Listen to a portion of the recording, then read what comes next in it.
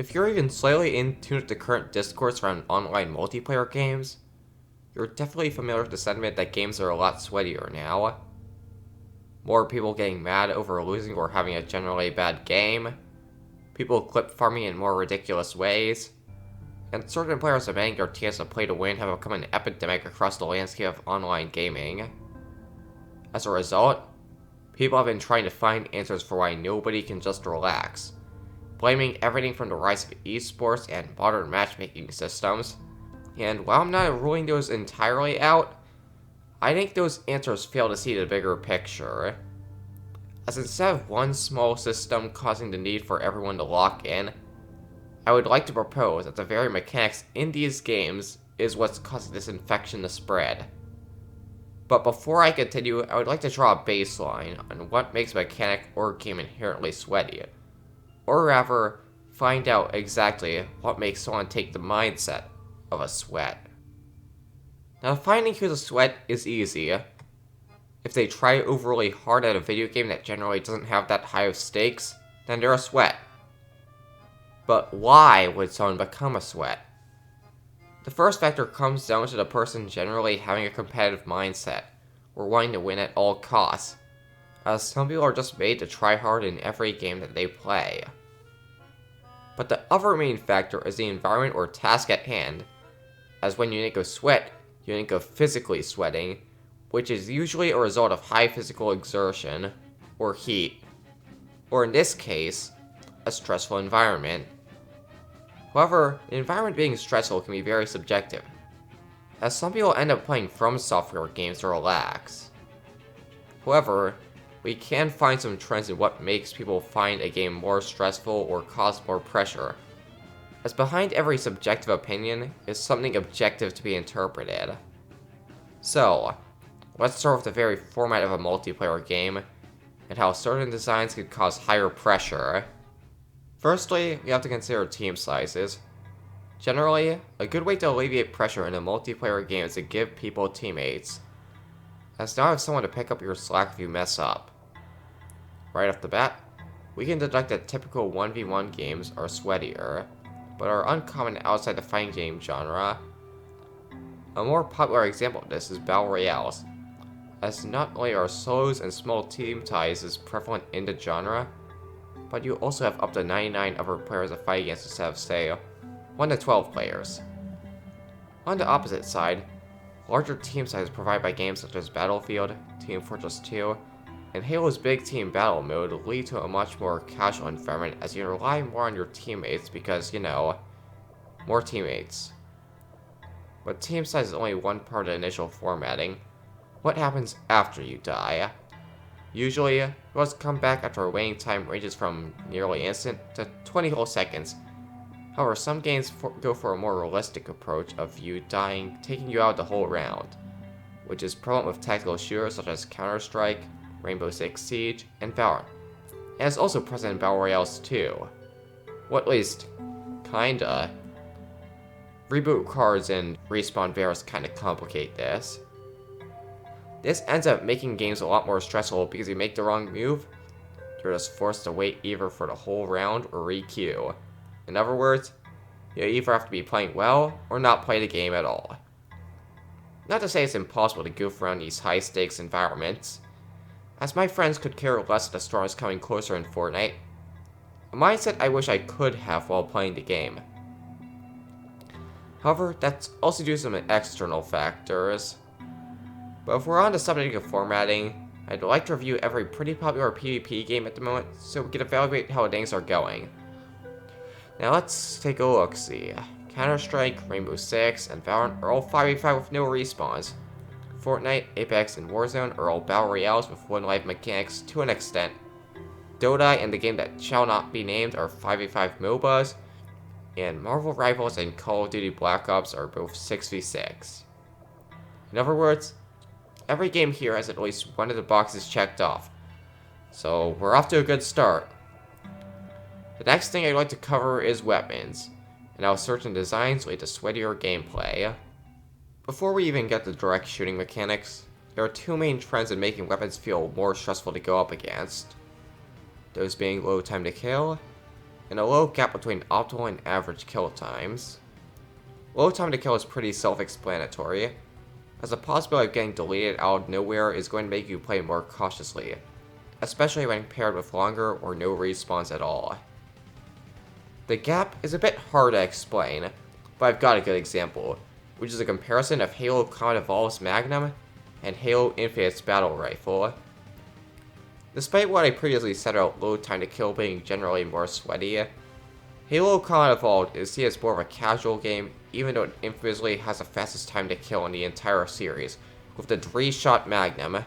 However, getting that 3-shot in the first place is very hard, as unlike other Halo games where you just need to get that last headshot, in Halo 1, you need to hit all 3 headshots, which is made hard with the projectile travel time requiring you to lead the shot at longer ranges. Basically, it's easier to mess up using this weapon, meaning it's not guaranteed an enemy will shred you at long ranges. But if we go back to Halo Infinite, not only do we have the typical design of headshots not mattering until shields pop, but the battle rifle is also practically hit scan and autocorrects to hit the head, meaning you're getting beamed at long ranges. This makes the game feel incredibly sweaty when this weapon is in play.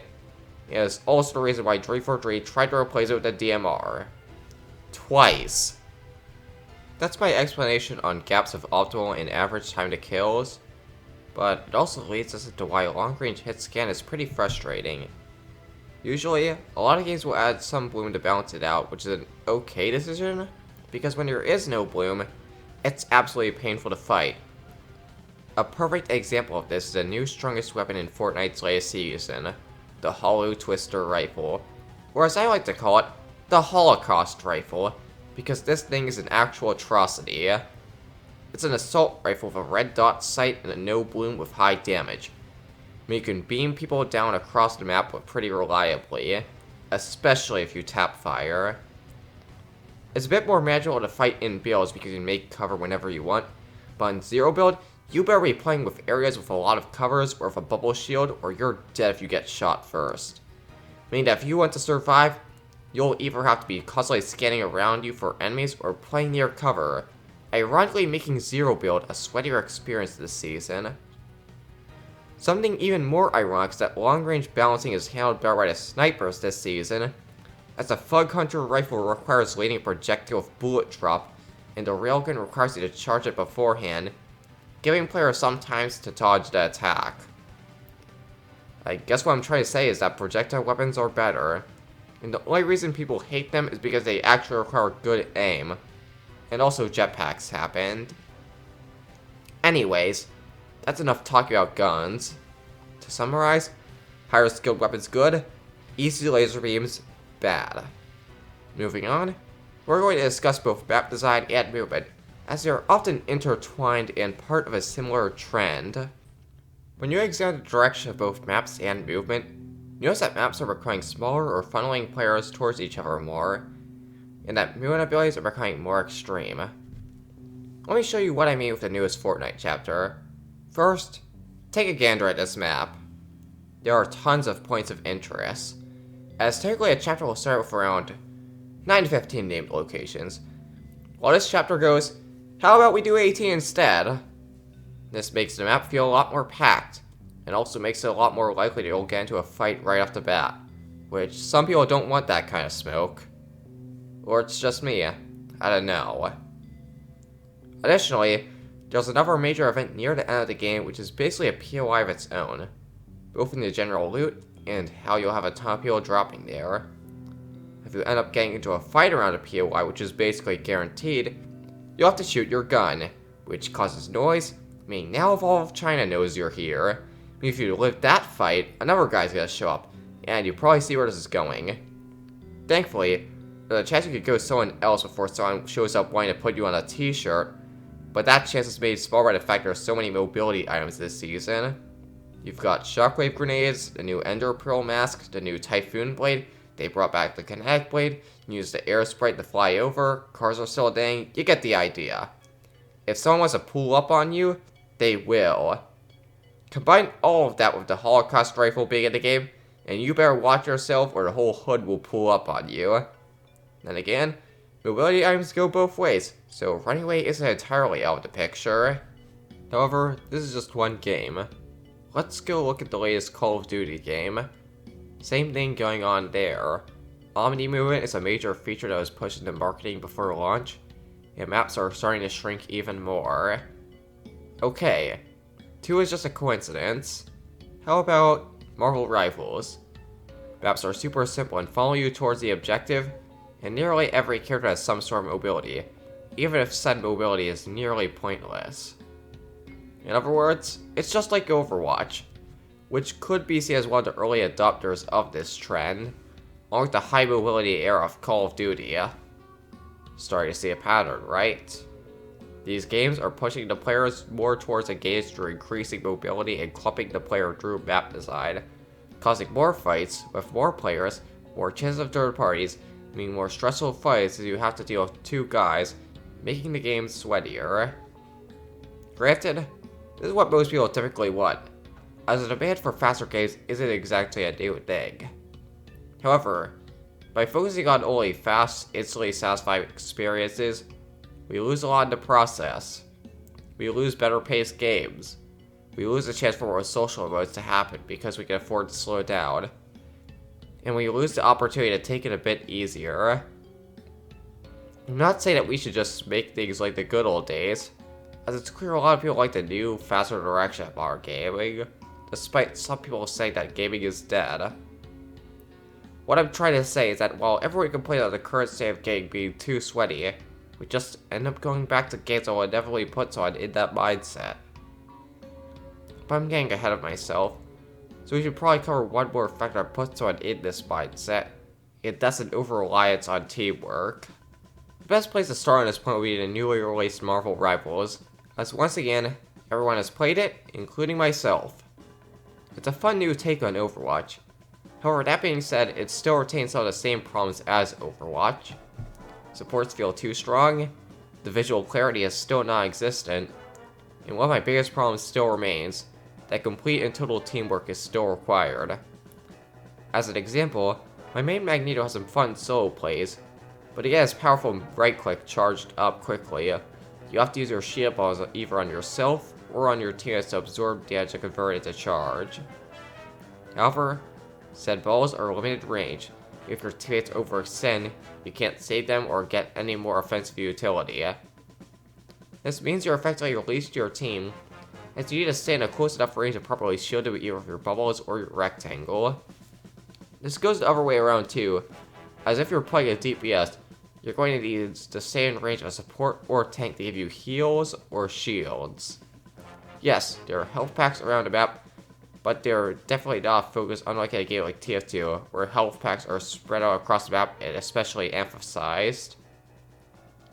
As for support, I don't have to explain anything. Your whole role revolves around supporting the team, ergo, being least of them.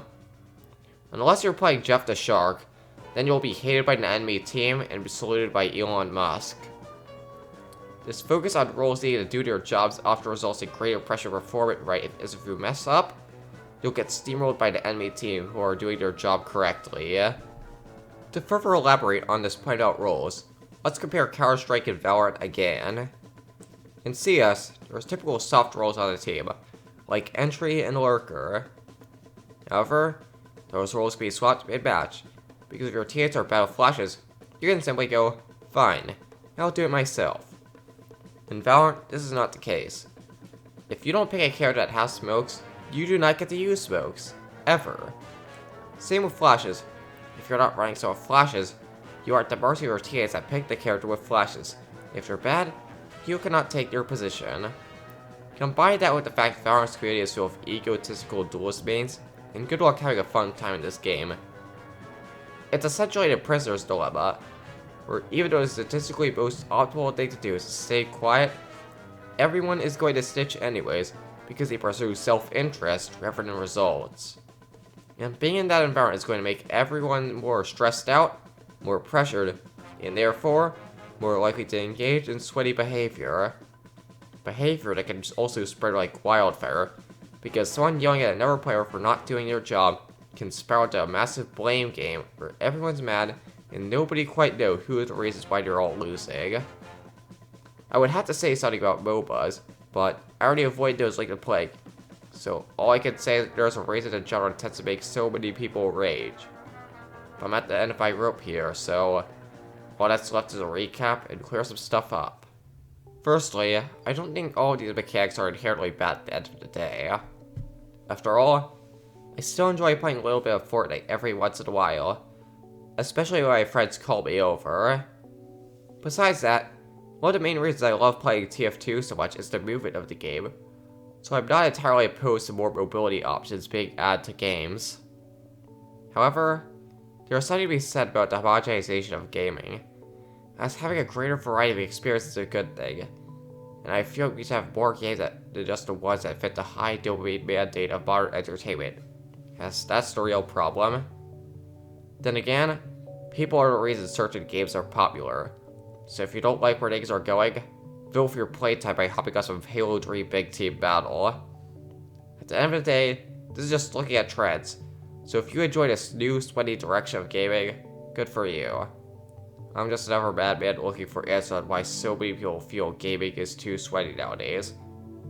As for the answer I've come to, I'd say the reason that people are more willing to sweat is the teams shrinking smaller, the respawns extended longer, the guns handled easier, the mobility becoming stronger, the maps getting simpler, and the tensions between the teammates growing higher.